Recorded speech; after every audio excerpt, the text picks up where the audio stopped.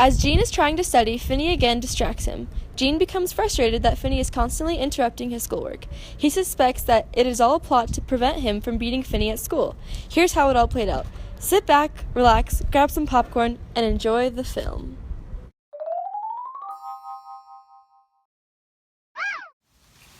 Hi, I'm Connor, and I'm playing Gene. Hello, I'm Michael, and I will be playing Phineas, otherwise known as Finney.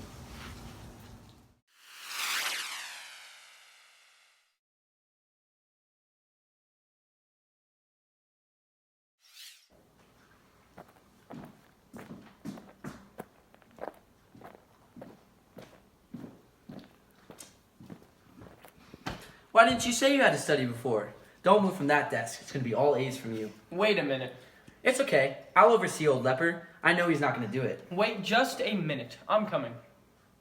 No, you aren't, pal. You're going to study. Never mind my studies.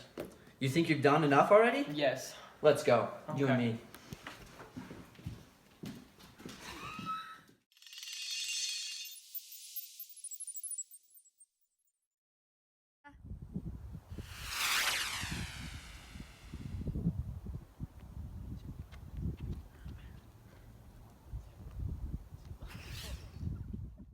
Oh, baby, there ain't no mountain high enough, ain't no valley low enough, ain't no river wide enough to keep me.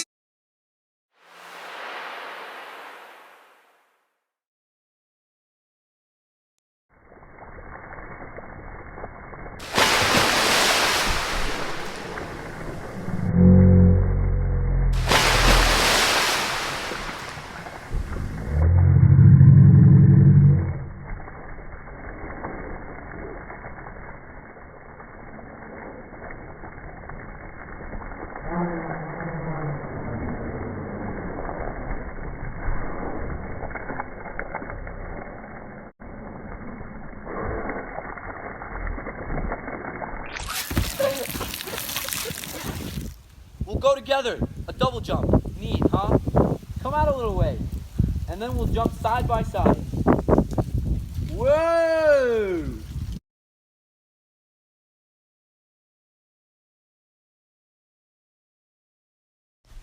Finney falls off the tree and breaks his leg, and it is questionable whether or not Gene had something to do with it.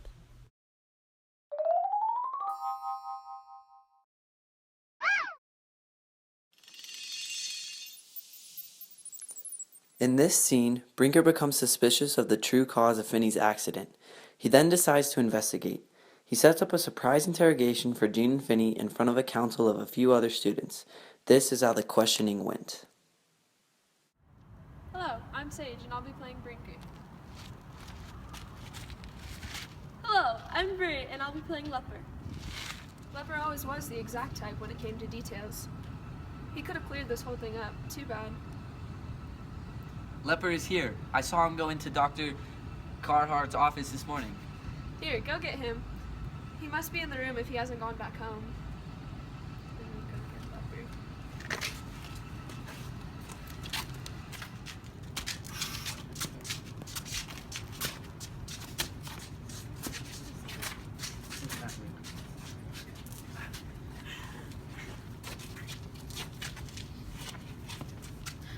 So what can I do for you guys?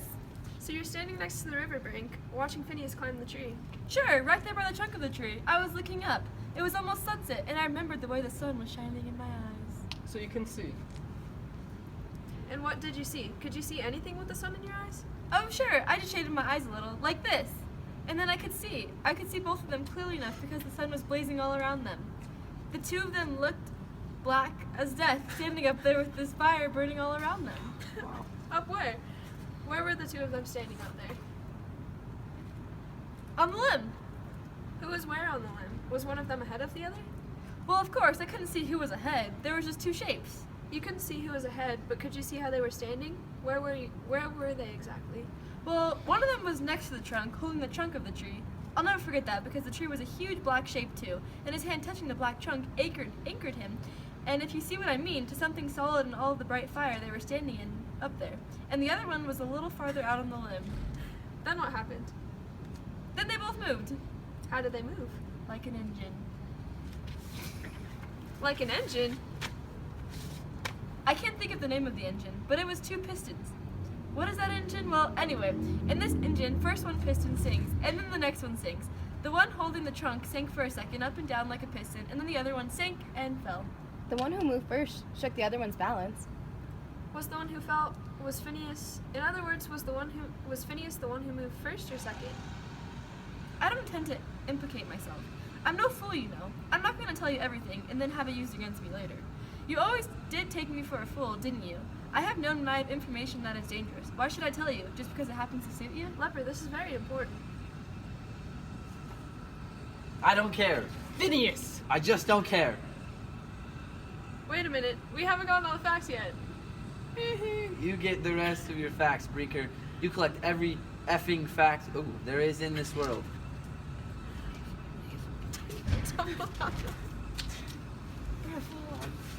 Okay.